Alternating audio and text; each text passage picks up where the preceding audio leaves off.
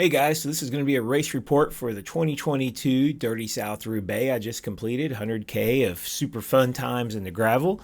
And I won't go into the deep history of this ride and myself, but this is the first time I've actually tried to race it. I've done photo and video for a lot for this ride. I've done it as a group ride many times with my buddies, but I've never actually tried to race it, without stopping, where I really care about my actual total overall time. I set myself a goal of 5 hours and I signed up for this months ago. I haven't really seriously been training.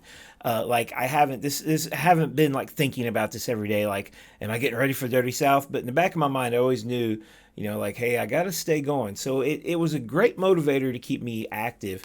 I really modified training from what I've done in the past. So in the past, I've done Sufferfest a lot, Sufferfest videos. I had intervals that a coach prescribed one year.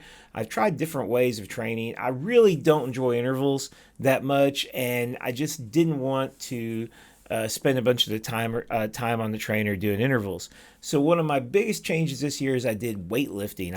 I used to do a lot of weightlifting. I quit. I went back to it. I'm not like trying to get super strong. I don't really push myself that hard, but I think it's something that kind of gets neglected. I really think doing squats and deadlifts and stuff like that can really make you a better bike rider and just a stronger person in general, and it's really worth it. So weightlifting, probably about 3 hours a week, 3.5, 4 hours a week. And then I tried Zwift racing, and I got into Zwift racing pretty good this year. I tried to do about one a week. They really take a lot out of me. Just a 30-minute Zwift race would knock me out for the next day. I usually didn't feel great after a really hard 30-minute Zwift race. I did that, and then the rest of the time on Zwift, I did a lot of Zone 2. I did a lot of like 30-minute to an hour-long Zone 2 rides after work. Just pretty easy stuff. A lot of times I'm one of the slowest people riding, it seems like, when I'm cruising around in Zone 2. Something else I did that I've never really done before event is I really actually tapered for a week before this ride. I mean, I didn't even go for a bike ride for a week. Didn't touch the trainer. I went to the gym, and all I've done for a week before this ride is stretch, work on mobility, and just some really lightweight sort of type exercises, just kind of try to increase mobility and stretching and stuff like that. So the results of this training, how did it affect me? Well, one, I think I'm pretty strong riding a threshold right now from Zwift racing. I was able to get my heart rate up and keep it up for, I thought, a pretty good amount of time. I think the gym helped. I definitely felt really in control on the bike. I had good bike handling. That's usually not a problem for me, but I felt great on the bike, especially in the earlier sections, before I started getting tired. But that definitely, I felt secure riding. So I didn't have the ability to recover.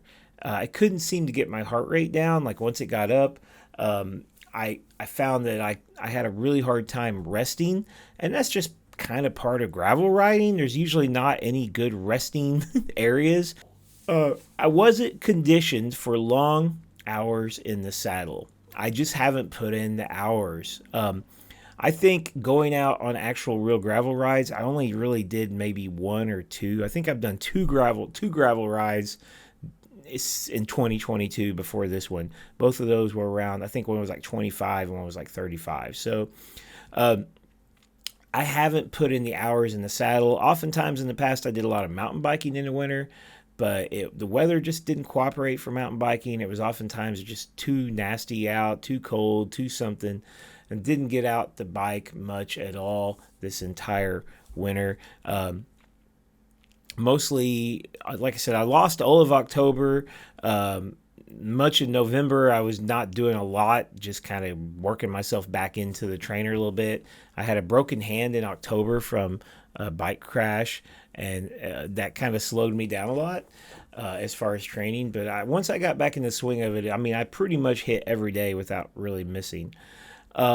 I think my biggest weakness is that aerobic conditioning that comes from massive hours of riding Zone 2, and being able to like actually put out a lot more watts in Zone 2.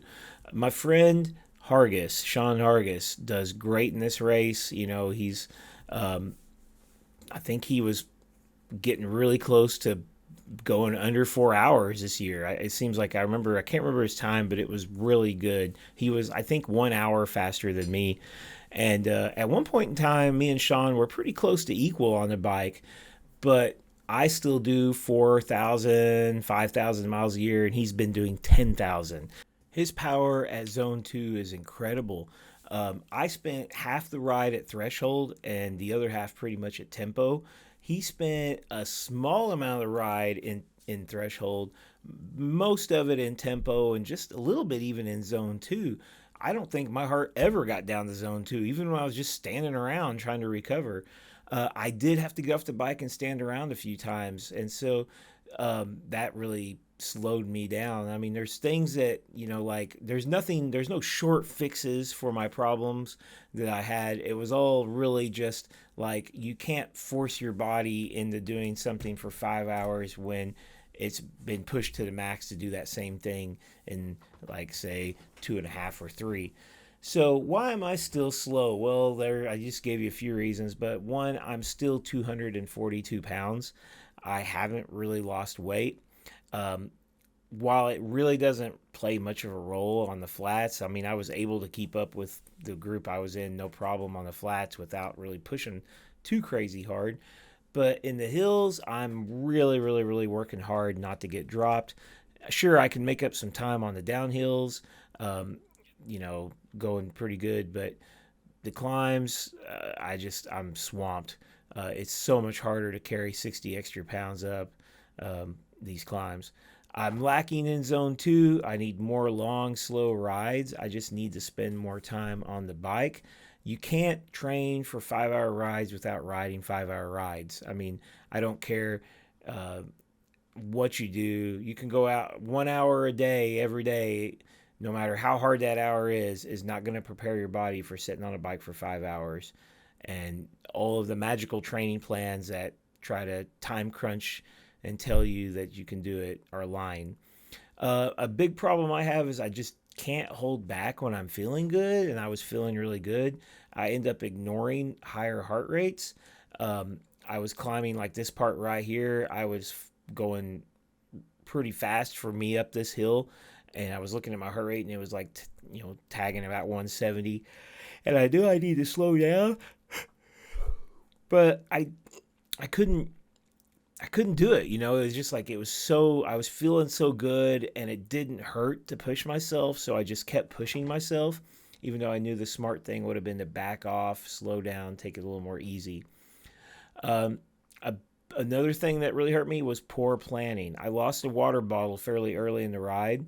I had one water bottle of fluids and of sports drink and electrolyte, and that's it, one water bottle. I didn't really understand the sags as good as I should have. I thought you could only there's one sag. The sag is, there's like you hit the sag twice basically. So it's like you just leave. It's basically like, I didn't realize that, but like you could have so much, you can leave stuff there, you can pick stuff up there, you're going to go by there twice. So like, why didn't I have another or even two more bottles? They give you a pretty big sag bag. I could have had two more bottles of energy drink ready to go and swapped out. All that the ride provides for you is water. So water, while is, great to have, but you need more than water, I think, on this kind of ride. I didn't plan food very well. I kind of typically just eat a lot of like gummy bears and candy when I ride and stuff, which is probably fine for our group rides and stuff. But when you're pushing yourself this hard, I think that stuff was kind of making my stomach hurt. One last thing, I have a 28.5 pound gravel bike. I have a really heavy gravel bike. I don't really know why it's so heavy. I mean, it's not that it's a good bike. I just don't know. It just must have a lot of parts on it that are heavy, because 28.5 pounds. I picked up a couple other people's gravel bikes and they're so much lighter than mine. But I do have some crazy low gears now, and that paid off a lot on like climbs like this. I could definitely spin up it.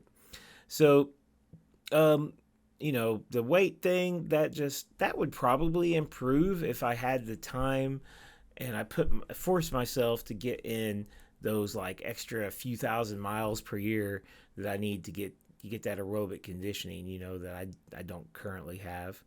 Um, I want to shout out to my buddy Hank, who did his first Dirty South ride, one of his first real gravel rides that I think this year. He kind of sucked for him. He had a flat like in the early part of the ride, and then he had to play catch up the rest of the day. Did really, really awesome. So many people do awesome on this ride. It's like, it's just, it's suffering. It's bike racing. It's what it is. That's a good race report for me. I finished. Finish up my race report. I finished in 5 hours and 7 minutes. I spent probably about 12 minutes not riding. I can't remember. Yeah, let's see. I actually rode 4 hours and 52 minutes. So 8 plus 7, that's 15 minutes not riding. The only real time that I can sort of take back from that is I spent about 3 or 4 minutes helping a lady who had crashed. But the rest of that was just me just really needing to stop. Like, for example, refilling my bottles, that time could have been saved if I'd had water bottles ready to go, at the SAG, instead of just like trying to refill mine with water. So every minute counts. That's the thing you don't realize. Every minute counts. That time sitting there, I could have made my goal had I just cut a couple of my stops out. But by the near the end of the ride, I did really, really good on the Pine Hills section, way better than I thought. What you're seeing on the screen right now, did really great on this for me. Actually set several PRs to this day, like PRs on this climb, PR on the whole course. The headwind section on the levee, I actually kind of enjoyed it. It was like riding a slow motion crit because whoever was up front didn't want to stay up front for long and kind of cycled their way, and I kept going up front to help because I knew I pushed a lot of wind. Plus, I feel like I understand riding in the wind good, so like I thought I was able to help the group I was in. I probably worked way too hard on the levee, way too hard. I burned a lot of matches on that levee. I should have been sitting up relaxing in the back, and instead I was pulling people that are stronger riders than me because I just felt so good. So that's a big mistake. When I got around the Silica Hill section, it really hurt. I lost most of the people I was riding with. I just couldn't keep up with them. And then when I got to the Trail of Tears trail section, I was dead. Like, I mean, I had to stop at one point and just stand there and take electrolyte tablets and try to eat something, even though my belly was wanting to throw up. I was in really bad shape there. I took about a 5-minute break and got back up on the bike, and I lost probably like 15 positions in that 5 minutes. There was a lot of people behind me I didn't even realize were behind me.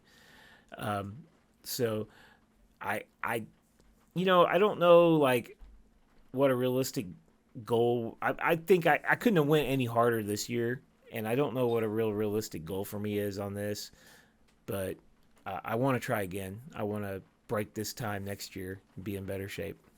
All right, guys. See you later.